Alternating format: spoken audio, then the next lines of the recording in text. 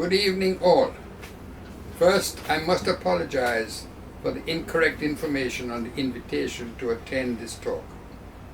I've only been the Honorary Consul for Israel for just over 20 years, not 40. I'm not that good and I'm not that old. Maybe I'll last for 40, but that's another story. Second, I'd like to bring to the attention of all watching that the relationship between the Chabad Rabbi Yaakov Raskin and some of the old Jewish community is excellent. Some are not comfortable, but that's how it is. Jews are Jews regardless of how we practice our belief. Interesting, this year is the 100th anniversary of the founding of the United Congregation of Israelites, Jamaica, the final founding of the English and German synagogues and congregations to come together to worship as one. May I congratulate Rabbi Raskin for reaching out to host this evening on this auspicious occasion in this auspicious year of our Jamaican Jews. So let us begin.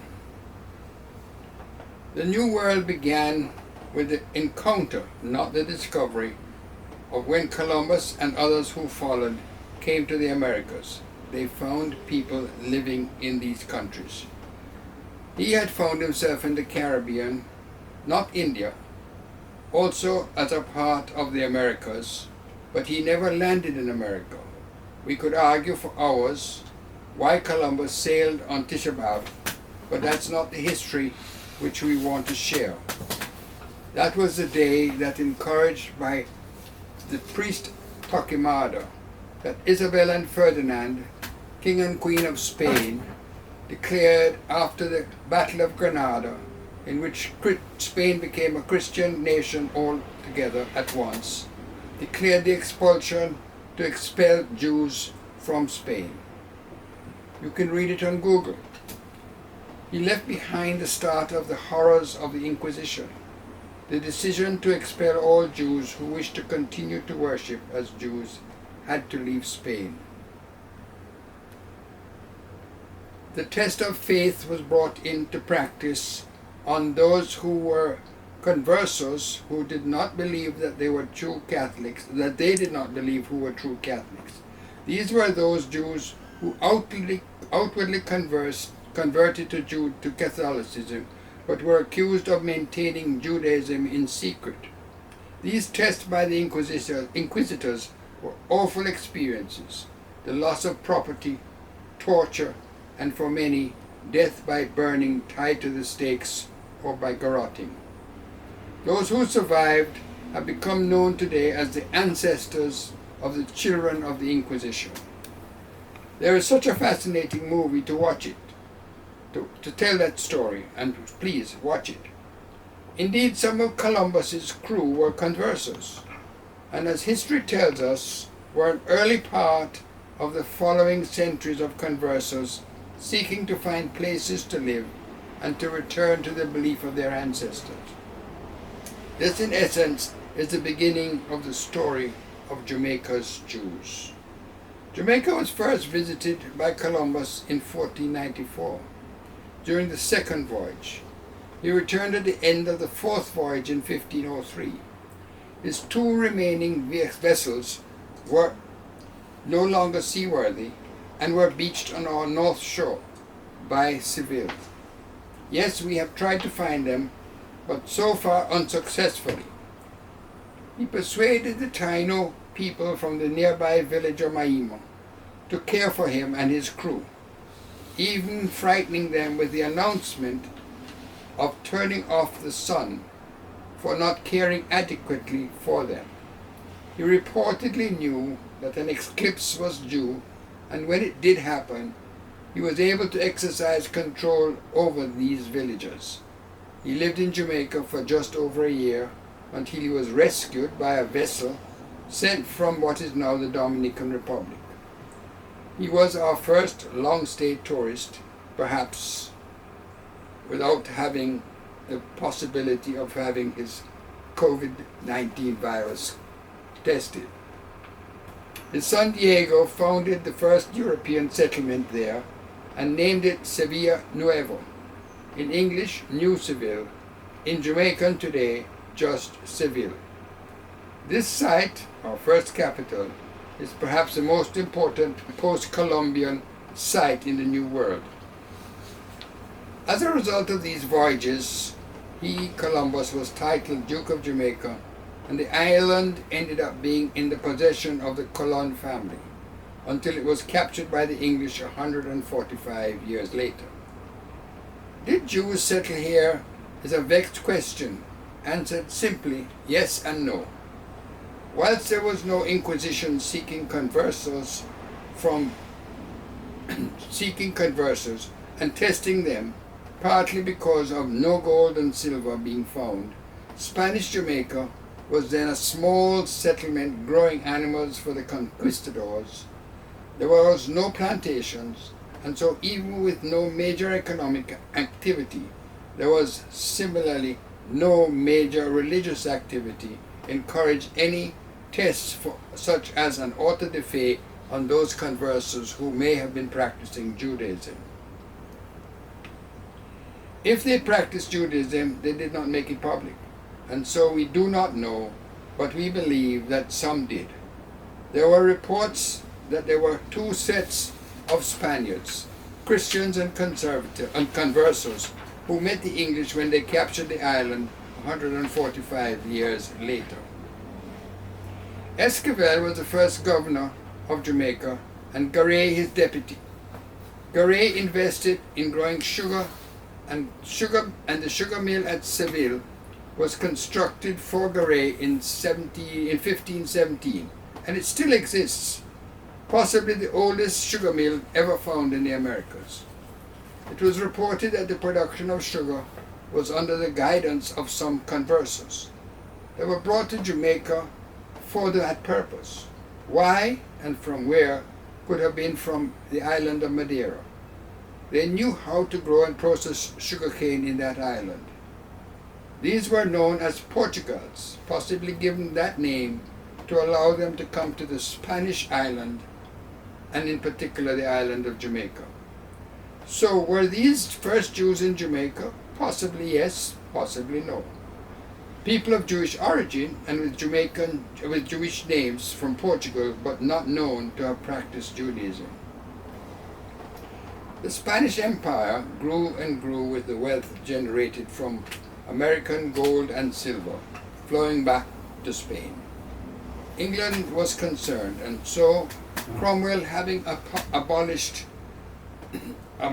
the monarchy, understood to attack the Spanish Main, the sea routes of the Spanish, carrying the wealth from the mines to their countries. He tried to attack the Dominican Republic first and was rebuffed. His Penn and Venables led expedition came to Jamaica after and succeeded. Jamaica was a prime site for the English with its safe, large Kingston Harbor. They attacked in May 1655 and literally walked to the capital, St. Diego de la Vega, now known as Spanish Town. It is reported that about half the population fled. These were the old Catholic Jewish Spanish families. The others that met the English possibly were descendants of conversos and African servants of the Spanish. All told, the total population at that time in Jamaica did not exceed 3,000 people. After the skirmishes of nearly 4 years, that ended with the battle known as the Battle of Rio Nuevo near Aracabesa. The English took control and started to invite settlers almost regardless of their religious beliefs to settle. One interesting fact was that they indentured large numbers of the Irish because the island was so underpopulated, and we can tell the truth of that today by our accent. We do speak with an Irish lint. Jamaica became another opportunity for Jews to settle in an English-run Caribbean country. Barbados was the first. The Dutch island of Curacao had accepted Jews 5 years earlier than Jamaica, and it was time we recognized that Cromwell had met and had a friendship with the Dutch rabbi Menashe ben Israel. He was a major influence on both the Dutch Jews and on Cromwell to open the doors to allow conversos to become active Jews in the English-controlled lands, England itself included. So where did they come from? Spain and Portugal, yes and no. Before the union with Spain, Portugal was a sort of a refuge for the conversos, providing they did not exhibit Jewishness or Jewish practices. The conversos who survived the Inquisition until the end of the 16th century were then exposed to the Reformation and the opportunities that it offered. The Reformation in Holland, in particular Amsterdam, attracted Portuguese or Portugals or Jews from Portugal from the end of the 16th century, mainly to settle in Amsterdam. These were conversos, those who converted or returned to the practice of Judaism became known as the Spanish and Portuguese Jews, a part of the Sephardim, who moved when possible to the New World. But it must be clearly pointed out that the Spanish and Portuguese countries in the New World did not accept them. Not at all. The Spanish and Portuguese who left for the New World had to prove their purity of blood. That is, they were not descended from converso families for at least 4 generations. However, after the union of Spain and Portugal in the mid-1530s, the Braganza Colon family allowed new Christians in Jamaica to settle, as well as to be allowed to behave as conversos without having to prove their bloodlines. Proof of pure Spanish Catholic blood was one of the criteria to allow Spanish and Portuguese citizens to enter the New World in the Spanish territories. Barbados under the English and the Dutch capturing a part of Brazil and the Caribbean islands were the next places for the Jews to settle. Suriname, which was English, was traded for Manhattan, and after the recapture of Recife by the Portuguese, the Jews in Recife, the Dutch Jews in particular in Recife, or shall we say the Spanish and Portuguese Jews that were living in Recife, left, and one boatload actually was shipwrecked in Jamaica with 23 Jews on board. That set of Jews were eventually transferred to the island of New Amsterdam, which became the island of Manhattan, and became the first Jewish congregation to settle in North America. Months later, the English captured Jamaica, and Jews were allowed to settle. Do we know who and when? No. But records are clear that by 1656, we as Jews were active in Port Royal. Hence, when we celebrated our 350th anniversary, we celebrated it in 2006. Remember, the island was sparsely populated, no gold and silver, just cattle, horses and hogs, primarily to supply the conquistadors, who were those capturing Central and South America, where the riches were. The English were committed to preserve the access to the Kingston Harbour, which they continued for approximately 250 years for their naval resources. To do so, they settled the dry and sandy spit at the end of what we call today the Palisades. The town of Port Royal was then built by the English in 17th century style and became known as Port Royal after the return of the monarchy in England. This is where capital was being spent building 4 forts. Port Royal became possibly the most important entrepot in the Americas, hosting free trade. But it had other so-called attributes. One such were buccaneers, who became pirates after the Treaty of Madrid in 1670. As buccaneers, these were licensed to attack Spanish shipping, especially the fleets organized to carry wealth from the mines in the Americas back to Spain. Were Jews involved? Was this a part of the livelihood of the early Jewish settlers? Possibly, as brokers for the loot that was captured. They were successful enough in these activities to have purchased land within 20 years and built a synagogue. We have seen the record of the land purchase and have a written report of that building collapsing during the earthquake of June 7, 1692. Most were Dutch Jews, encouraged by the relationship between Cromwell and Rabbi Menashe ben Israel. These settlers started to attract Jews from Bayonne and Bordeaux. Were they just merchants or artisans working on the construction of the forts, or whatever else is not really known, as the earthquake destroyed many records. On the other hand, the purchase of the island of Manhattan and the sale of Suriname brought planters to the west of Jamaica from Suriname, where they settled to grow sugarcane.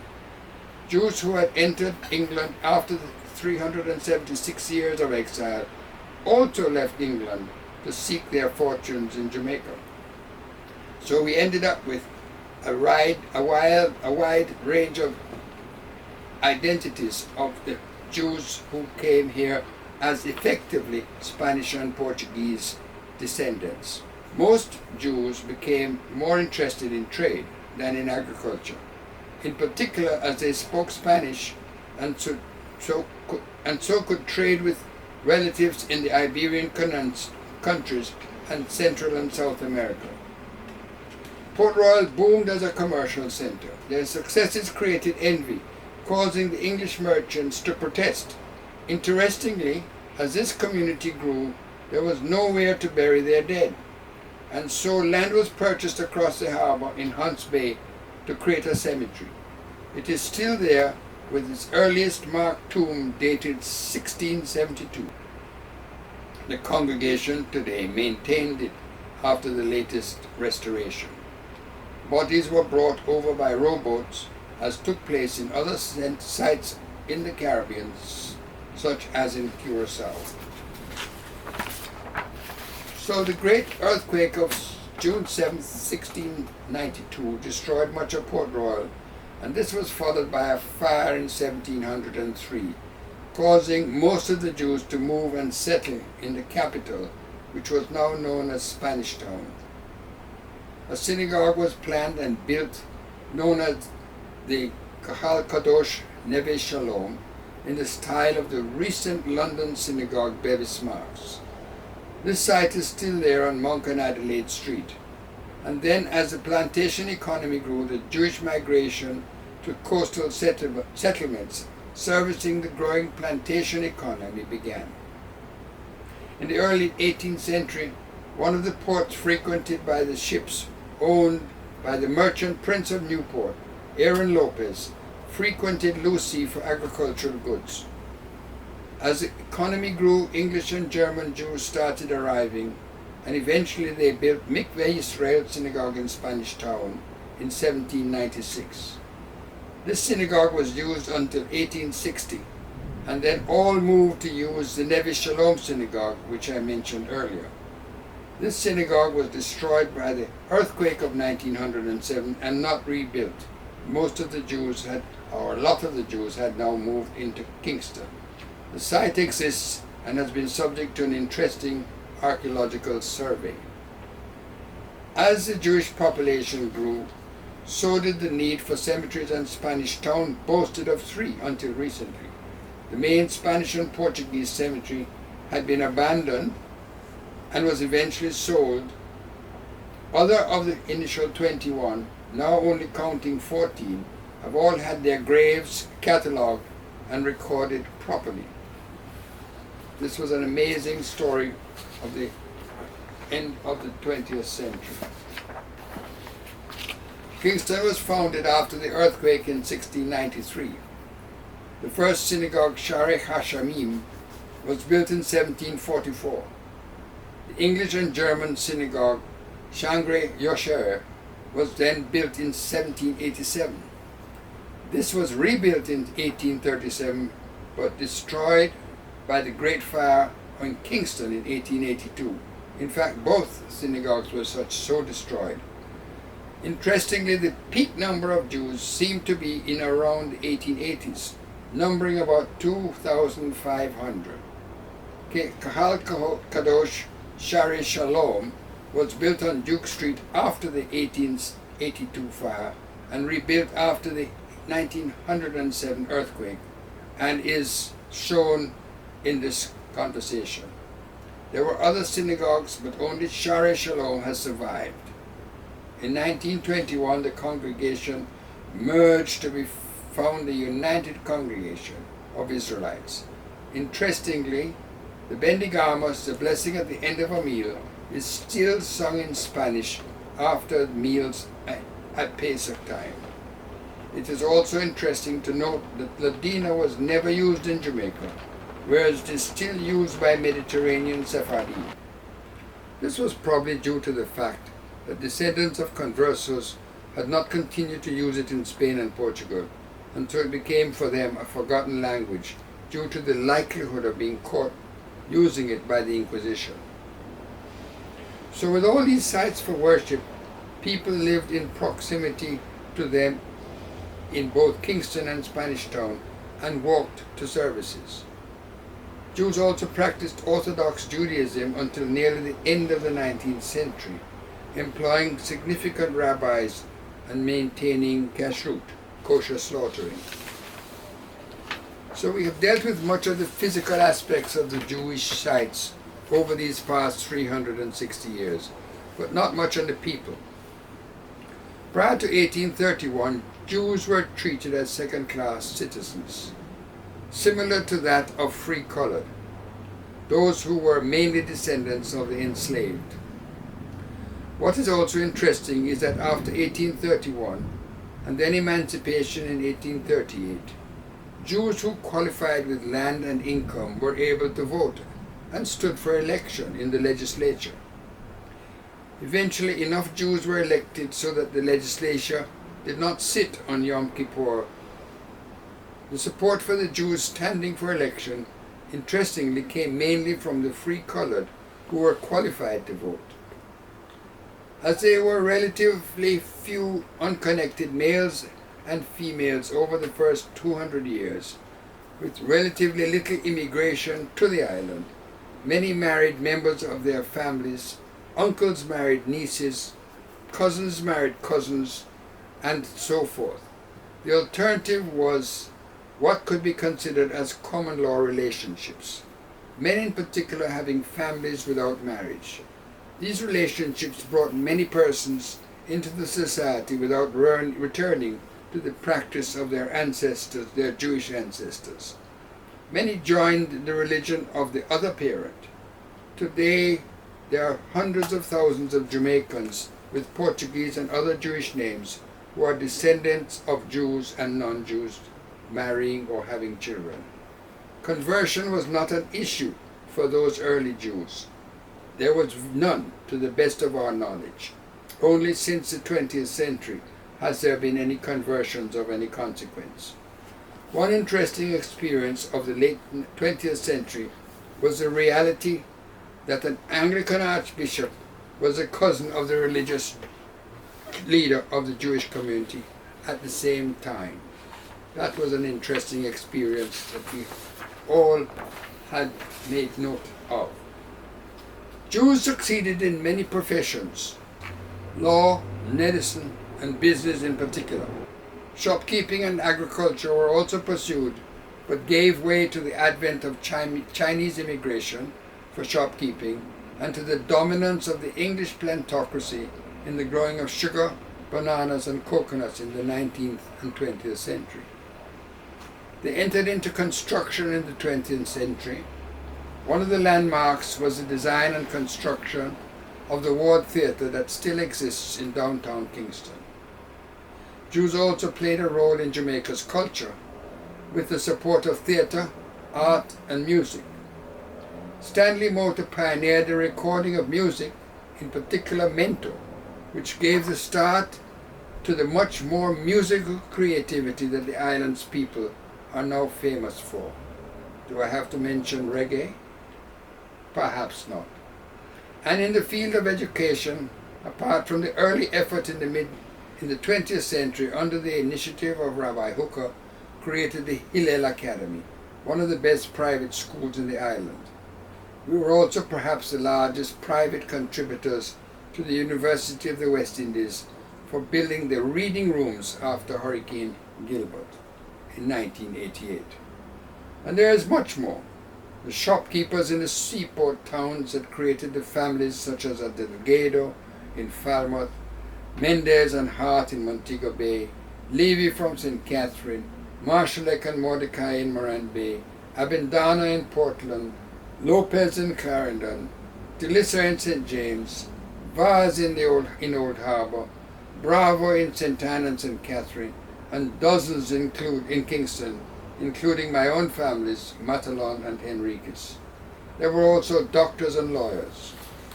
There were businessmen and many others in a variety of professions, including those who worked in the civil service. One exceptional family was the Aschenheim de Cordova family, who created and ran the Gleaner from 1834 to the present. More recently, that is since independence in 1962, we have had senators and ministers of government, and many sitting on government boards as members and as chairmen, and so to get my halfpenny worth of recognition, me too, for over 44 years. One cannot close speaking to the Jewish history of Jamaica, but to congratulate the Jamaican people for having lived with Jews in their midst peacefully, being part of families harmoniously, each member worshipping separately without any real exhibition of anti-Semitism, racism, or any of the other isms that plague so many societies today. This is unique in this world, where each believer is as welcome in each other's place of worship as if they were members of that congregation. As a major genealogist tracing people's roots in the respect that people have for a Jewish ancestor is remarkable. Long may these attributes rule in this island nation's people, who have welcomed La Nacion for over 360 years ago from the emerging population, a population whose majority has climbed from enslavement to independence largely by its own efforts. May I comment on the role that I play as the Honorary Consul for Israel in Jamaica? The relationship between the two countries and people are such that I have had little, or better stated, very few issues to deal with. I would like to see perhaps more technical expertise from Israel come our way, but both countries have to deal with their own economic circumstances. May we thank all who have listened to this presentation. May each Caribbean community do the same for themselves. A special thank you to the Chabad movement for the close relationship that we have today and enjoy in Jamaica, each practicing Judaism according to their own beliefs and respecting the rights of other Jews accordingly. Thank you to Rabbi Yaakov and Mrs. Mosky Raskin for hosting this program, along with the Chabad rabbi from Cayman. So let me leave you with the question as a descendant of Jamaican Jewish families who have lived in Jamaica for over 250 years. Am I a Jamaican Jew, or am I a Jewish Jamaican? What do you think?